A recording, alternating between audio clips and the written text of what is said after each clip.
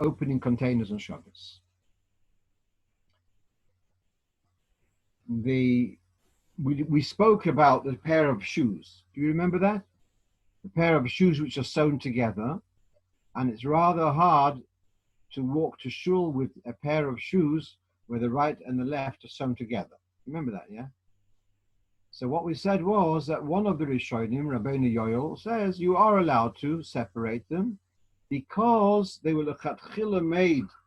It was stitched not for long term. It was stitched just to.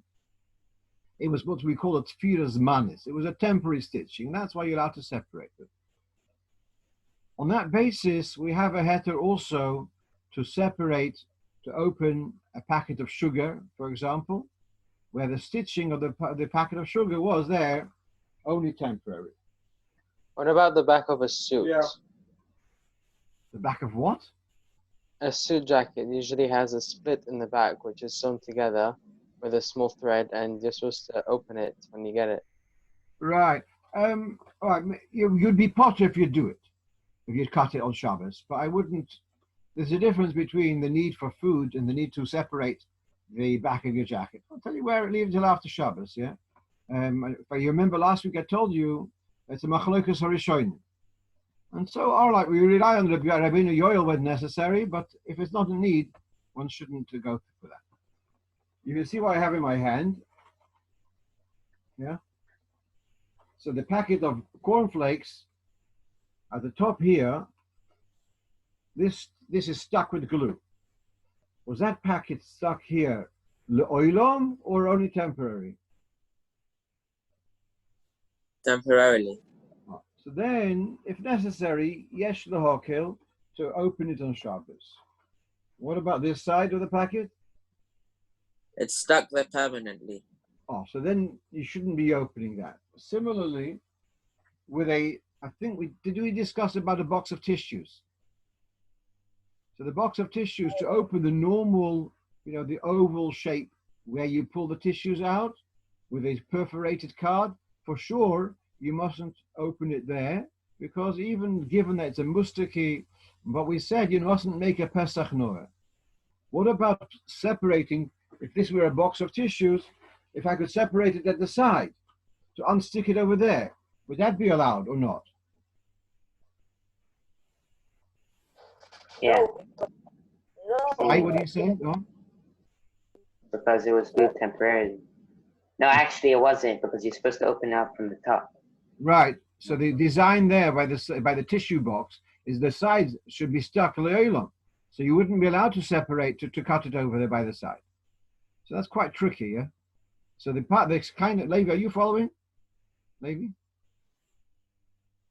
Levi Sudak, are you following? Yeah, okay. So this is where we have a difference. Some kind of packets are, in the same packet, one side is going to be le'olam, which you're not allowed to open, and the other one is only temporary. Okay. But what about the packet itself inside, like the cornflakes that has the bag? Talk about this now. Yeah. Oh, so you're there, machshavas. You knew that I was going to talk about the next thing. Okay, so we have here now a packet. How does the cornflakes get into this piece of plastic? Now, with the flour, I discussed last week that they have bags, and then the paper bags travel along a conveyor belt, and then as it comes onto the pipe, X amount of flour is put in. The way these work is the following. Imagine you've got a conveyor belt, and you've got a flat sheet of plastic. It's a flat sheet. And it travels along, and then 250 grams of cornflakes are plonked onto the sheet, moves on, and another 250 keeps on, yeah? And as it goes a little bit further, then the machine picks up the sides of the plastic and makes this seal, and then it also come down and seal both ends and create a sealed packet. Got it? Does that make sense? So my question to you is, this packet, was it ever a bag before it went through the conveyor belt? No. So now, let me compare this to, you all have in your houses probably rolls of black sacks for the dustbins, correct? Are you allowed to rip off a bag from the roll of bags? No. Why not? Because these sites were it's like tearing tissues. Because like on tissues I have a certain line, and also on the rubbish bag also has a line. So it's like ripping exactly on the thing, and there's also like a orange line. So what's the issue? What are they? Tearing. Okay, anyone else? And Pesach Noe. Very good. Well, very good. It's not only is it Pesach Noe, it's a bit more than that, because it wasn't a bag and you created a bag. You created a keli. So how come by toilet tissues, it's not like a Pesach Noah, there's no keli, so why not allowed to rip it? Again? Toilet tissues, there's no Pesach Noah, there's no A box of tissues? Keli. No. Tissues on a roll? Yeah. Tissues on a roll is less of a problem. We'll discuss that soon, yeah? But meanwhile, we have here Esau to make a bag. So let's say you have a roll of plastic bags for sandwiches, etc. To rip off bags and to create bags is for sure that's creating a keli, which is not allowed. So here, let's finish up with the cornflakes bags. If I am right, this was never a bag. So when on Shabbos you want to cut it over here to be able to get your cornflakes out, you have now created a bag because it was never a bag before. If you remember, the Chaznish idea was that a can is not a can. It's not a keli. I don't agree with him over there, but here, this bag was never a bag. So by cutting it in the normal way, you created a bag. So what's the answer? Always prepare before. One is a good advice, do it before Shabbos, which I will endorse. It's a good idea. But if not, what do you do with such a bag? You don't want to create a bag. So how about slashing it in a little hole before Shabbos. crazy way? Pardon? Shai, I didn't hear what you said. You do a little hole before Shabbos. If we knew before Shabbos, we'd open it. Okay, so the answer is to slash it and empty it into a bowl, and then you put it into another bag or into a cereal box or something.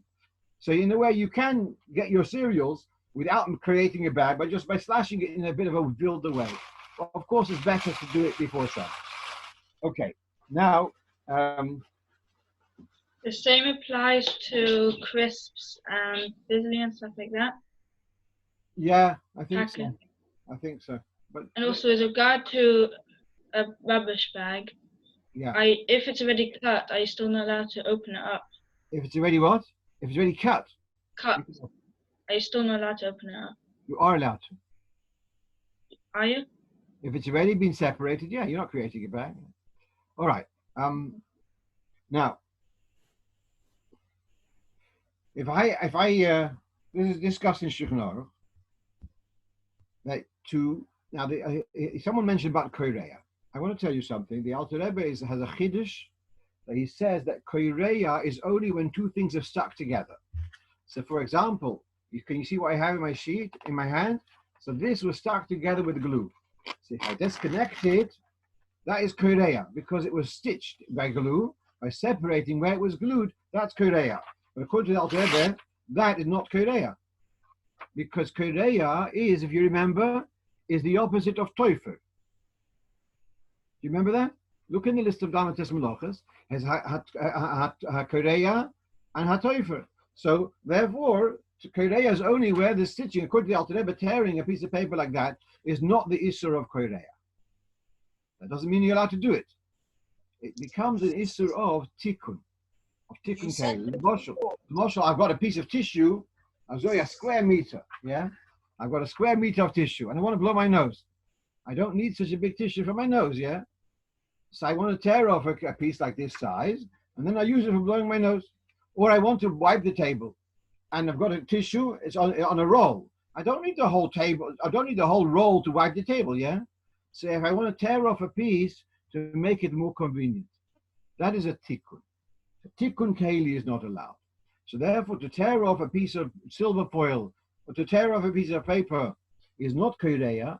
It does come under the isur of tikkun. Shai, you wanted to say something? Yeah, you said about the cereal box, the cereal bag inside the box. If you tear it up through the middle, so it's not a keli, that's okay. Yeah, but don't tear it on the seam. That's going to be going to koreya. You just slash it. And the same thing, by the way, the same thing with, let's say, a packet of matzah. You take out a machine matzahs from a bag, it's going to be the same thing. By cutting it from the top, you've now created a bag. But if you just slash it, so then you haven't created a bag. Okay, so let's come back. Zalman, is that your hand up? Zalmi? All right. So now what we're talking about paper off a roll. To tear paper off a roll is not an issur of tikkun keli mamish. It's issur d'rabbanan. So now what happens if you are in a position where you don't have cut up paper? From a house, make sure before Shabbos you have cut up paper, yeah?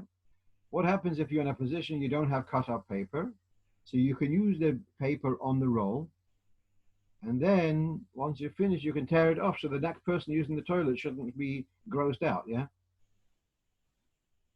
So you are allowed to, in other words, when you're using it, you're not tearing it to make it convenient to use. When you're using it, you're using it in the inconvenient way. Once you're finished, you're tearing it off. Yeah? And it's the same thing with it. There's also people that say that if you cut it not on the line, it's also okay. I'm not happy just to rely on that. I'm saying if you use it whilst it's on the roll and then tear it off afterwards, then that's not called a tikkun keli.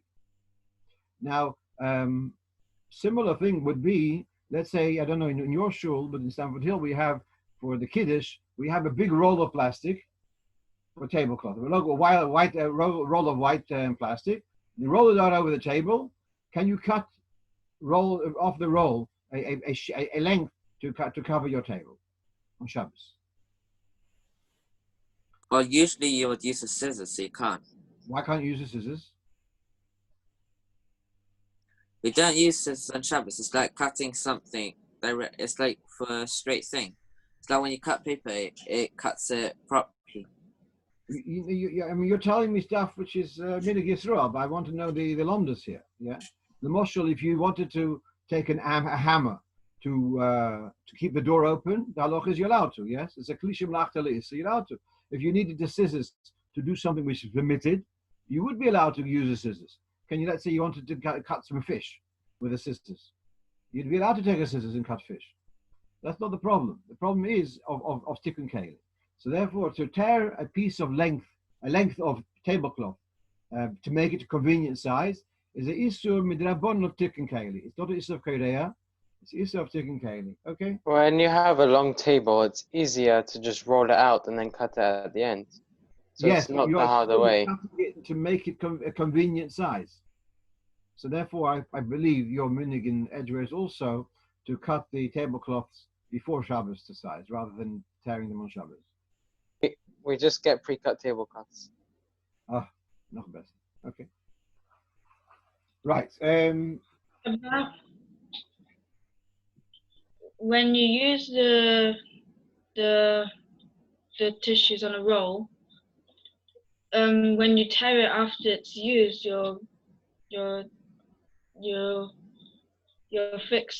it's like ticking for the roll that's not used yet. It's not really. It's not making any tick. It's not making the roll more convenient. All you've done is you've taken away something offensive upset to offend anyone. But you haven't made a tikkun. It's not any better. If you tear a piece of silver foil off a roll because it was dirty, that doesn't mean the rest of the roll is now better. Yeah. All right. Of And course, also, we do it before I heard Shabbos. that, But this, if you're stuck, it's good to know these stuff. and I heard that even once you use the tissue already, you shouldn't cut on the line. You Right. shouldn't tear it on the line. Because then it's more of a tikkun. Yeah. Right, let's go on. A tub of yogurt, a tub of, you've got these salads, salmon pate, etc. They come like a tub, and then it's got a silver foil seal. So then, tearing those off, again, we can rely on that opinion that it's stuck only temporarily. Alternatively, you cut into the foil and you get your food out that way. When it comes to a jar of coffee, it makes it a little bit more complicated because the word Nescafe is written about 150,000 times, and therefore you're going to have a problem of cutting through the writing. And you're not allowed to cut through the writing because that's a form of mechika, of erasing writing. But let's say something like yogurt or something, you could take with a knife and cut through the silver foil. That's not a problem. It's not korea, and probably that's preferable to kind of ungluing it, because that comes the issue of korea, the chashash of korea. Right. We went through. Did we discuss last week about the jars, the tubs of the cartons of juice, and how that is a problem because you are creating a new opening. Those are a problem. The only thing I can think of is stabbing them with a sharp knife. Just be very careful when you do that. And yes, now pulling a cork out with a corkscrew. Any problem? No, because it's only stuck in there by force. It's not actually glued in. Zalman, I love to hear what you say. You have to speak a little bit louder. I can't hear you, so I can't even lip read. So I can't see. Because it's just stuck in there, not by glue. It's just you can't get it out. You need to you need to pull it out, but you don't need to put glue or anything. Very, very well said. It's not part of the bottle. It's like the lid of a jar of jam, for example, which is not part of the glass. Therefore, you are allowed to separate them. You're allowed to pull out. What is a bit more tricky is the silver foil on top of the cork. You buy bottles of kosher wine, they often have, the top has got a seal, and to cut through that may be a problem of cutting through the writing. So you'd use a sharp knife and cut around it. Sometimes you get a special thing which comes together with your corkscrew, like a special tool which has got a blade in it, if you know what I'm talking about, and to separate the tops. Yeah, but that the tool that you just said that we have, that it's like a U thing with like 4 blades. Yes. Isn't that making a Pesach now to the? It's not making a Pesach. The rest of the thing. No, I don't think so. I don't think it's making a Pesach in anything. It's cutting away the silver foil in a neat way, but I don't think removing the silver foil is not creating a Pesach to the bottle. Good point, but I don't think so. I don't see it that way. All right. Opening a normal wine bottle is it the same as opening a champagne bottle? Oh, so this is where are you talking about a bottle similar to what I'm holding here? These are not wine bottles. These are bottles of liquor, and they come with a kind of, as you open it, there's a disc, not a disc, a ring which breaks off. Yeah. So there we have this question: are you allowed to open these things on Shabbos? And sometimes these are made of metal. Sometimes these are made of plastic. Let's say in lemonade or water. The same thing will happen with a plastic ring will break off. So here we have a machloikis of the poskim of the last generation, and untypically the Shlomo Zalman Auerbach was very machmir. He felt that this, as it is now, see this lid? You can't use it now because it's stuck. When you break off this piece, now you created the lid. Now you can use it. You can use it here, you can use it there. So he felt that by opening it, you've broken off, and now you've created like a gemar melocha. And now you made the lid into a lid. That was his approach. Who? Shlomo Zalman Auerbach. who was one of the most respected poskim in Eretz Yisrael, and he passed away, let's say, 20 years ago. In America, so there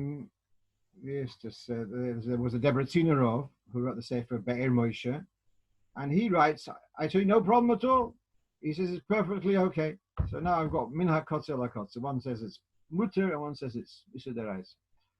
Now then, by the Rebbe, there was a Minhag that Chassidim would shtel mashke. That means before Shabbos, they would put in a bottle of mashke into the Rebbe's by the secretary, and let's say they're having a Chanukah Zabayis, or they're having a dinner or something.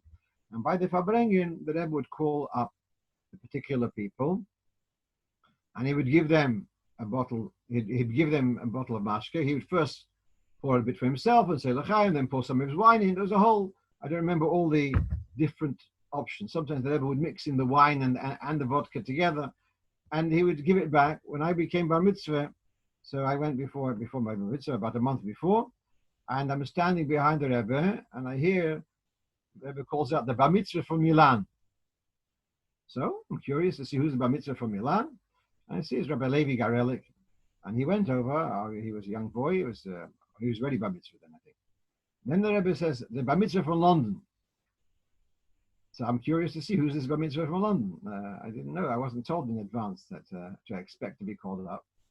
So then Rabbi Gronal Shalom, he sees me, he calls me over, and I had been taught already by my Malamed in Mechina that you first have a bit of the mezonos, and then you make a bracha on the l'chaim, and then you drink a bit, and then you make say l'chaim.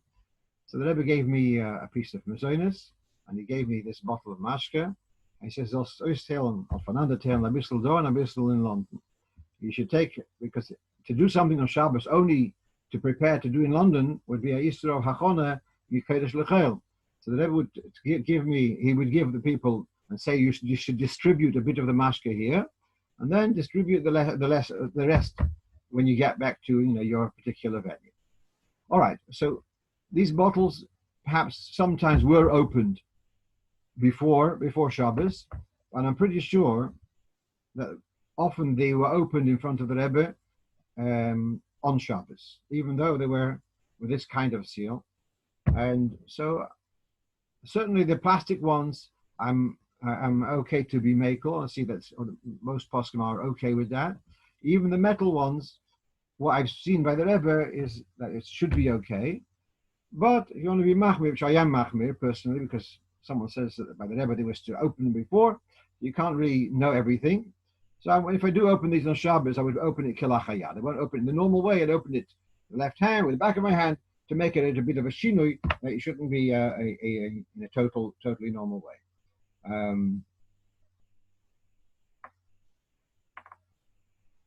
Just one interesting thing. People that everyone spoke about, people think that they see and they understand what they're seeing. So when it was Tovshin Mem Aleph, was Birkas Hachama. And there was a whole discussion, do you make a Shechionu on Birkas Hachama, or is it a Sofik? And if it's a Sofik, then you should put on a new garment, or have a Pri Chodosh. And people saw that the Rebbe said Shechionu. So they came to the conclusion that the Rebbe holds that on Birkas Hachama, you say Shechionu, you don't need to have a Pri Chodosh or Beged Chodosh. About 4 months later, the Rebbe makes this comment. People see things and think they know what they're seeing, and they come to conclusions. They said, I mentioned this about Birkas Hachama, and they didn't notice that I was wearing a brand new kapota. So when he came out on that, whatever it was, Wednesday morning, he had a new kapota for Pesach, and he was wearing it. So he made a shechion on the Beged Chodosh. So, what you see by the Rebbe, not always you understand what you're seeing. So it's not a solid raya. But at any rate, it's a shtickle smachidus. So, okay, I'm going to stop here, unless you want to ask some particular questions. You're all happy? Good. Okay. Seid alle gesund, and I'll see you again on Thursday evening, Business.